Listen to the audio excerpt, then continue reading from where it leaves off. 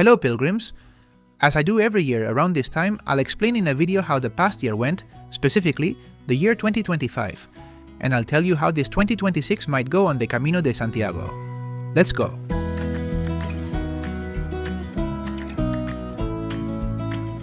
New record of Compostelas issued. Over 500,000 have been given out, which is a huge number, specifically 530,000. And this doesn't seem like it's going to stop. It's growing a lot, especially from countries like Canada, Mexico, United States, Argentina, Australia, where interest in the Way of St. James is spreading. This in turn increases the number of pilgrims. And next year is a Jacobean year, a Compostelan holy year. So in 2027, there will also be a significant increase in pilgrims, especially Spanish groups who typically complete the last 100 kilometers, and particularly during the summer months. But well, that will arrive next year. What have the pilgrims of 2025 been like? Last year we already made a video, longer, in which we analyzed the last decade of the Camino de Santiago and saw what could happen. Indeed, it has continued in the trend we contemplated in that video. Firstly, the percentage of Spanish pilgrims has continued to decline to 43%. This is now the lowest figure of all historical data. It is a path that is increasingly international. In fact, the second largest country in terms of pilgrims is the United States. Last year, nearly 40,000 pilgrims came from the United States, and this year it has reached 44,000. This is a number that continues to grow.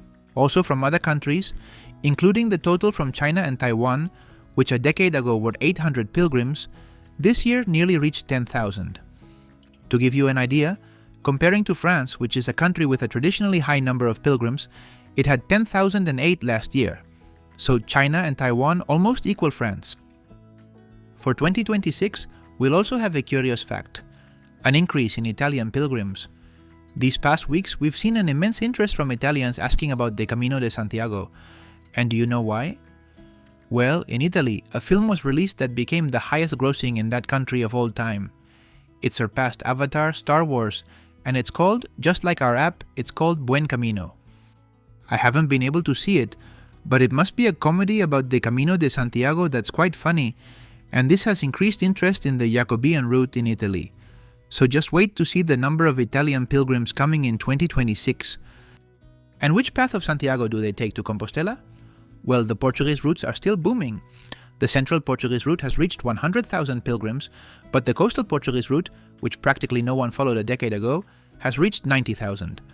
And very likely in 2026, both routes will continue to grow and equalize. And in 2027, the coastal route will surpass the central one because it is booming. The French way, on the other hand, remains the most used Jacobean route, although it has decreased in percentage, going from 45 to 43. It's very curious because a decade ago, 2 out of 3 pilgrims used the French way, while the Portuguese routes were at 15%. And a decade later, well, the French is at 43%, the Portuguese at 35%. What one gains, the other loses. Well, it's an evolution that makes you think that in a few years, the Portuguese will surpass the number of pilgrims on the French way. A surprising novelty has been the month with the highest number of pilgrims. It has always been August, every year, until last year, which was September. September's the month with the most pilgrims arriving in Santiago. But it wasn't August that was second, it was May, and then 3rd August. It's a trend that was anticipated. The number of pilgrims was growing a lot, both in spring and autumn. Why? Because it's the ideal time. It's a time when it's neither hot nor cold, the days are long, the weather is good, but of course, you need to be on vacation or retired to be able to come at those times. And since the pandemic, it seems that there is more movement in terms of vacations, and there are many retirees who also come to the Camino. Therefore, May and September have become and will continue to be the months with the most pilgrims on the Camino de Santiago. This needs to be kept in mind when coming, when booking accommodation, when finding services. And how many kilometers do the pilgrims walk? Because you already know that a pilgrim can walk as much of a route as they want, it's not necessary to complete the entire route. If you want to earn the Compostela, it has to be the last 100 kilometers or at least 100 kilometers in a continuous section of the route. But very few people complete the entire journey. In fact, more than half, already 55%, have started the journey just 100 kilometers from Santiago. And this is more pronounced among Spanish pilgrims. Out of every 4 pilgrims, 3 have traveled only the last 100 kilometers. And two more pieces of information. On one hand, the percentage of male and female pilgrims. This year, for the first time, the percentage of female pilgrims has decreased a bit. It is becoming more balanced. There are 53% female pilgrims, 47% male pilgrims. It seems it will stay that way.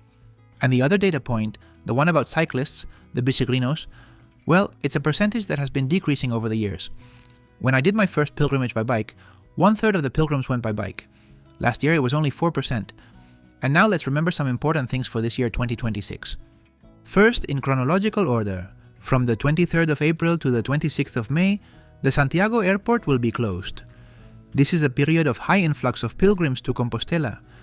Therefore, those who have to take a flight, remember that you need to book it in advance, and on those dates, you will be redirected either to Vigo Airport or A Coruña Airport. Secondly, on August 12th, the ultimate solar eclipse is coming, and since it is vacation time, it will be full of tourists. As you can see from the map, it completely affects the northern route, the primitive one, and a good part of the French route, so it's going to be spectacular. We will be very lucky to be able to witness an eclipse on the afternoon of August 12th, but then we will all want to sleep somewhere. Well, those of us who want to sleep in accommodation, especially private ones, which must be reserved, will have a hard time if we don't book now. So, if you're going to be on the Camino de Santiago on August 12th, in the area most affected by the eclipse, I strongly recommend that you book your accommodation for that night in advance. And finally, the most important event on the afternoon of December 31st, the opening ceremony of the Puerta Santa of the Cathedral of Santiago de Compostela. A new Holy Compostelan year begins, a new Jacobean year. You see, it's non-stop. If you have any questions, feel free to ask me here on the YouTube channel or alternatively in the Buen Camino app via email and WhatsApp. I'll be happy to help you so you have a Buen Camino.